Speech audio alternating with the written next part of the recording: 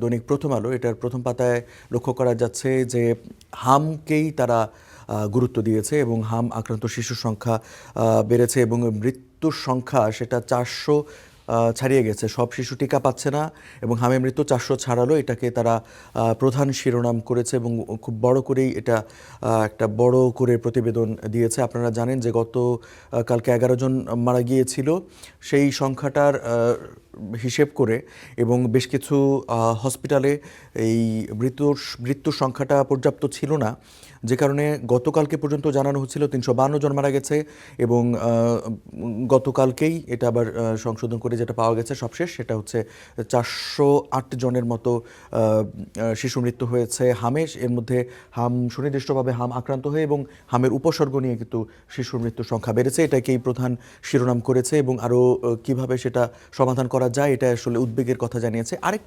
পাশাপাশি আরেকটি সংবাদ রয়েছে, আপনারা কারা, এটি একটি ব্যাংক দখলের গল্প। এটা ইসলামী ব্যাংক নিয়ে করা একটি ব্যাপক গবেষণাধর্মী বা বিশেষ প্রতিবেদন এটা, এবং এস আলমকে দেখতে পাচ্ছেন এবং ডিজিএফের সাবেক মহাপরিচালক মোহাম্মদ আকবর হোসেনের ছবি পাশাপাশি দিয়ে একটা বড় করে শিরোনাম করা হয়েছে। আর সশস্ত্র বাহিনী ও বিচার বিভাগের মতো স্বতন্ত্র পে স্কেল চায় পুলিশ। গতকালকে পুলিশ সপ্তাহ ছিল, 2026 পুলিশ সপ্তাহ, এবং সেখানে প্রধানমন্ত্রী তারেক রহমান উপস্থিত ছিলেন, স্বরাষ্ট্রমন্ত্রী উপস্থিত ছিলেন। সেখানে বেশ কিছু দাবি দেওয়া জানানো হয়েছে এবং তারা স্বতন্ত্র পে স্কেল চেয়েছেন, যেটা সশস্ত্র বাহিনী এবং বিচার বিভাগের পক্ষ থেকে পাওয়া হয়। এবং তার আরেকটি দাবি জানিয়েছেন যে অনেকের বয়স হয়ে যায়, মানে চাকরির বয়স হয়ে যায় কিন্তু তাদের পদোন্নতি আটকে থাকে বা হয় না, তারা যেন অন্ততপক্ষে অবসরকালীন যেই ছুটিতে যাচ্ছেন বা অবসরে যাচ্ছেন তখন যেন তাদের গ্রেডটাকে একটু আপগ্রেড করা হয়, এটার জন্য তারা দাবি জানিয়েছেন। পুলিশের পক্ষ থেকে দাবি জানানো হয়েছে। আরেকটি পাশাপাশি সংবাদ রয়েছে, শান্তি চুক্তির জন্য মার্কিন প্রস্তাব উপসাগরে নিরাপত্তায় গুরুত্ব দিয়ে জবাব পাঠালো ইরান। এটা হচ্ছে মার্কিন শান্তি প্রস্তাব পাঠানো হয়েছিল ট্রাম্পের পক্ষ থেকে, সেটার জবাব দিয়েছে ইরান। এটারও আবার একটা পাল্টা জবাব কিছুক্ষণ আগে এসেছে, সেটাতে আবার ট্রাম্প বলেছে যে এই প্রস্তাব ইরানের পক্ষ থেকে পাঠানো হয়েছে এটা আসলে অবাস্তব, সেটা কোনোভাবে বাস্তবসম্মত নয়।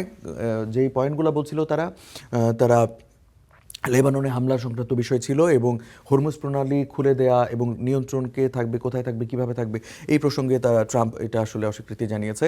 আর মিরপুর টেস্ট নিয়ে প্রতিবেদন আছে, মিরপুর টেস্টে বৃষ্টির পরই শেষ পাকিস্তান, এটা নিয়ে খবর আছে। আর ছবি দেখতে পাচ্ছেন মেহেদী হাসান মিরাজ এর হাতে একটি বল, কারণ তিনি 5 উইকেট পেয়েছেন এবং এটা তার জন্য একটি বিশেষ দিন বলা যায়। এবং বাংলাদেশের অবস্থান এখন পর্যন্ত 27 রানে লিডে আছে বাংলাদেশ, কিছুক্ষণ পরই মাঠে গড়াবে। এবং আবহাওয়ার পরিস্থিতি বলছে যে পরিস্থিতি মাঠের এবং আবহাওয়ার, তাতে বাংলাদেশের সম্ভাবনা এখন অনেকটাই বেশি। যদিও মিরাজ বলছিলেন তার ইন্টারভিউতে, তিনি বলছিলেন 50-50 ম্যাচ, যদিও আমার মনে হচ্ছে যে এটা একটা ইতিবাচক ফলাফল আসতে পারে। যাই হোক, পড়ে থাকা 6 শিশু হাসপাতাল চালুর নির্দেশ প্রধানমন্ত্রীর, এবং দেশের বিভিন্ন হসপিটাল চালু রয়েছে, তার মধ্যে 320 কোটি টাকা ব্যয়ে 6 শিশু হাসপাতালের ভবন পড়ে আছে শিরোনামের প্রতিবেদন প্রকাশিত হয়েছিল। এবং তারপর সেই প্রতিবেদনটি প্রধানমন্ত্রীর দৃষ্টিগোচর হয়েছে এবং তিনি খুব দ্রুত সেই সুনির্দিষ্ট হসপিটালগুলো চালুর নির্দেশ দিয়েছেন, এবং সেটা হচ্ছে রংপুর, খুলনা, রাজশাহী, বরিশাল, সিলেট ও কুমিল্লায় আধুনিক এসব হাসপাতাল ভবন নির্মাণ করা হয়েছে। তবে বিভিন্ন সময় বলা হচ্ছিল কোথাও জনবল সংকট রয়েছে যে কারণে চালু হচ্ছে না, কোথাও এই ভবনটি আসলে কে বুঝে নেবেন, স্থানীয় স্বাস্থ্য অধিদপ্তর নাকি এলজিইডি অথবা গণপূর্ত, কার কাছে এটা বুঝিয়ে দেওয়া হবে, এরকম একটা দোলাচল ছিল আসলে সমন্বয়হীনতার একটা কারণে কোথাও চালু হচ্ছে না। সেটা দ্রুত যেন চালু করা যায় সেটা খবর আছে। আর একটি খবর আছে, 10 মামলায় আইভীর জামিন আদেশ বহাল এবং অপর দুটিতে বাধা দেখেন না আইনজীবী, এবং অপর দুটিতে যেহেতু জামিন পেতে বাধা নেই এবং তার মুক্তিটাও মনে হচ্ছে শিগগিরই হয়ে যাবে বলে প্রতিবেদনে জানানো হচ্ছিল। দৈনিক প্রথম আলো থেকে অনেক সংবাদ জানালাম, পাশাপাশি আরেকটি গণমাধ্যম দৈনিক সমকাল, সেটার প্রথম পাতায় লক্ষ্য করা যাচ্ছে মব নিয়ন্ত্রণে আইন সংশোধনের চিন্তা করা হচ্ছে এবং প্রচলিত আইনে মবের শাস্তির বিধান থাকলেও তা পর্যাপ্ত মনে করছেন না অনেকেই, এটাকে শিরোনাম করেছে।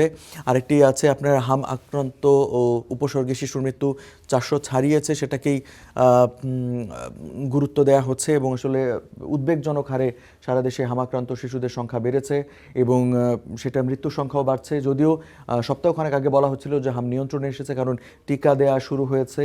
সেই টিকার প্রভাব বা চালু হতেও তো মাসখানেক সময় লাগবে, এর মধ্যে আমাদের প্রাণহানি লক্ষ্য করতে হচ্ছে এবং একে অপরকে দায় চাপানোর একটা সংস্কৃতিও মনে হচ্ছে লক্ষ্য করা যাচ্ছে। কেউ বলছেন অন্তর্বর্তী সরকারের কথা, কেউ তারও আগের ফ্যাসিস্ট আমলের প্রসঙ্গ টানছেন। তো যাই হোক, আমাদের সন্তানদের মৃত্যু কাম্য নয়, এটা আসলে সবাই বিভিন্নভাবে দাবি করছেন এবং তারা যেন পর্যাপ্ত চিকিৎসা পায় তার জন্য ব্যবস্থা নিতে বলা হয়েছে। আর পুলিশ দলের অনুগত হবে না, চলবে আইন অনুযায়ী।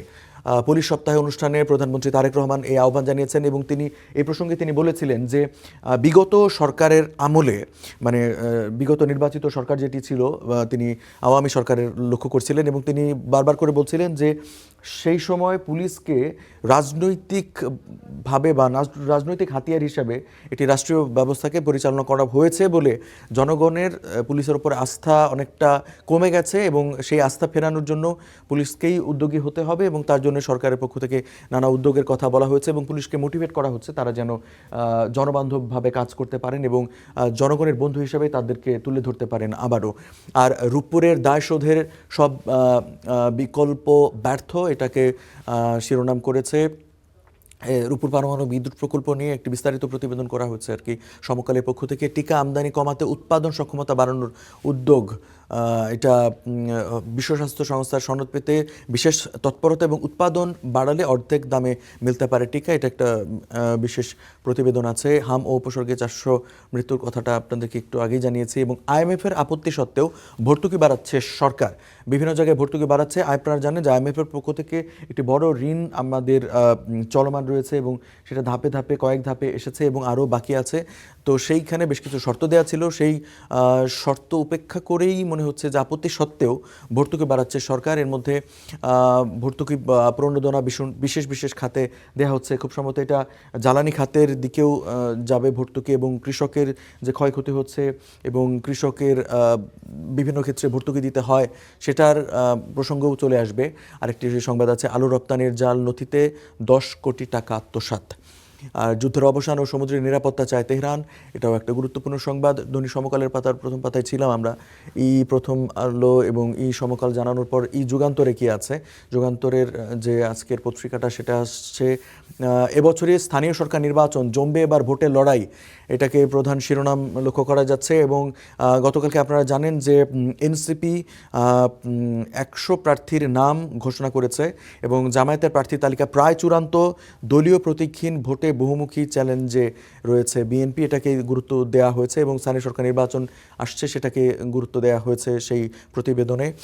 প্রথম পাতায় যুগান্তরের এটা লক্ষ্য করা যাচ্ছে। আর হচ্ছে বার্ষিক পুলিশ কল্যাণ প্যারেড, পুলিশের জন্য একগুচ্ছ সুবিধার আশ্বাস দিয়েছেন প্রধানমন্ত্রী এবং সেটা বলছিলাম পুলিশ প্যারেড গ্রাউন্ডের যেই বিভিন্ন বিষয় সামনে এসেছে সেইটা বলছিলাম আপনাদেরকে। আরেকটা সংবাদ, আন্তর্জাতিক অঙ্গনের আমাদের পাশের দেশের তামিলনাড়ু রাজ্যে সরকার গঠন করা হয়েছে, মুখ্যমন্ত্রী হয়েছেন থালাপতি বিজয় এবং সেখানে আপনারা দেখতে পাচ্ছেন ছবিতে কংগ্রেস নেতা রাহুল গান্ধীও রয়েছেন এবং তার অভিষেক অনুষ্ঠানে তিনি কিন্তু ছিলেন পুরোটা সময় জুড়েই, এটাকে শিরোনাম করা হয়েছে।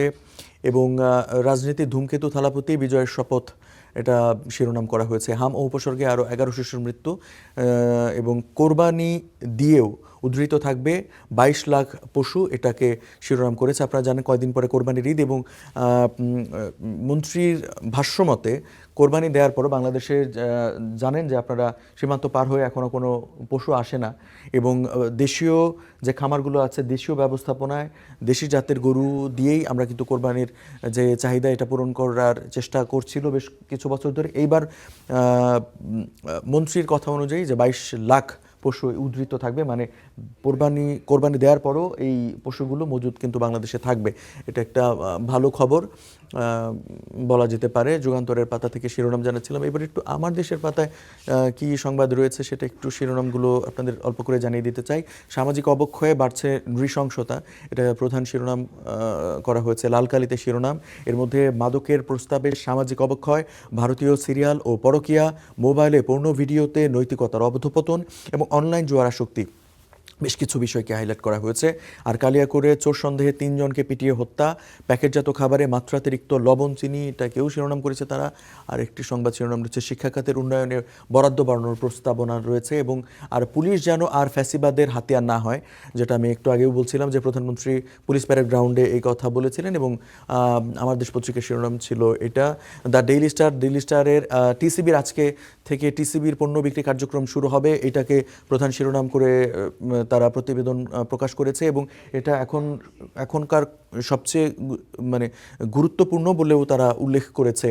এবং সেটা আপনারা লক্ষ্য করছেন। এবং আরেক বা পাশে দেখতে পাচ্ছি বার্সেলোনা যে এল ক্লাসিকো জিতেছে এবং 2-0 ব্যবধানে জিতেছে রিয়ালকে হারিয়ে, সেই খবরটা এখন লক্ষ্য করা যাচ্ছে। এটা যদিও দ্য ডেইলি স্টারের অনলাইন ভার্সনটা আপনারা লক্ষ্য করছেন। সেখানে Trump says would need 2 weeks to hit all Iran targets. এবং ইরানকে যে শান্তি প্রস্তাব দিয়েছিল ইরান সেটা একটা পাল্টা জবাব দিয়েছে। সেই জবাবের পরিপ্রেক্ষিতে ট্রাম্প আবার সেটাতে খুশি নয় এবং বলেছে যে ইরানের তার হামলা করতে, সমস্ত টার্গেটগুলোতে হামলা করতে মাত্র 2 সপ্তাহ লাগবে।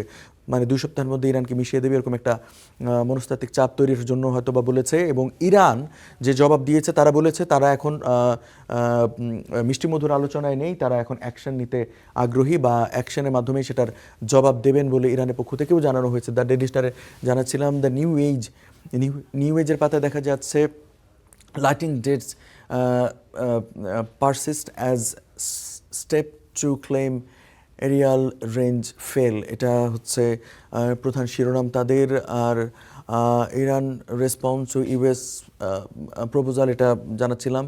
আর মধ্যপ্রাচ্য যুদ্ধ প্রসঙ্গে করেছে। এবং আইভি রহমান জামিন পেয়েছেন, যদিও মুক্তি এখনও পাননি, এটাকেও তারা শিরোনাম করেছে।